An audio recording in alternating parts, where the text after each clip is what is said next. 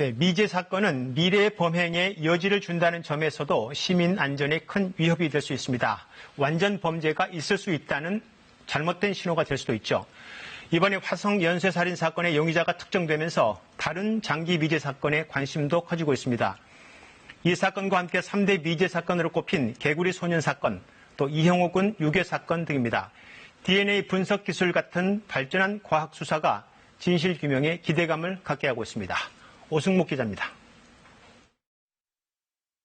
28년 전 봄 대구 한 야산에서 5명의 소년들이 실종됐다 11년 만에 주검으로 발견된 개구리 소년 사건. 단일 사건 최대 규모인 32만 명의 경찰력이 동원됐지만 타살이라는 결론 외에 사건의 진실은 지금도 오리무중입니다. 1991년 1월 서울 한 아파트 단지에서 벌어진 이형호 군 유괴 사건. 경찰은 누군지도 모르는 유괴범을 상대로 추적을 벌였지만 만 9살의 아이는 한 달여 뒤 숨진 채 발견됐습니다.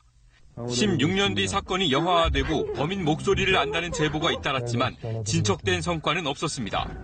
모두 화성 연쇄살인 사건과 함께 공소시효를 훌쩍 넘겨버리면서 3대 미제 사건이라는 오명까지 붙었습니다.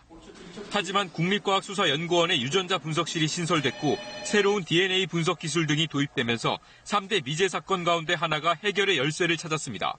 10년간 10억 배 정도의 정확도가 증가된 걸로 알고 있습니다. 앞으로 재분석 등을 통해서 검거할 확률이 높아졌다고 볼 수 있습니다. 이번 일을 계기로 경찰은 나머지 2개의 미제 사건에 대해서도 증거물 재감정 방안을 검토하고 있습니다. 세상에는 안전범죄는 없다. 잠재적 범죄자에게 범죄 동기를 억제시키는 그런 경고 신호를 보낸다는 의미에서 중요한 그런 가치가 있는 거죠. 이런 가운데 민감용 경찰청장은 내일 대구 와룡산 개구리 소년 사건 현장을 방문합니다.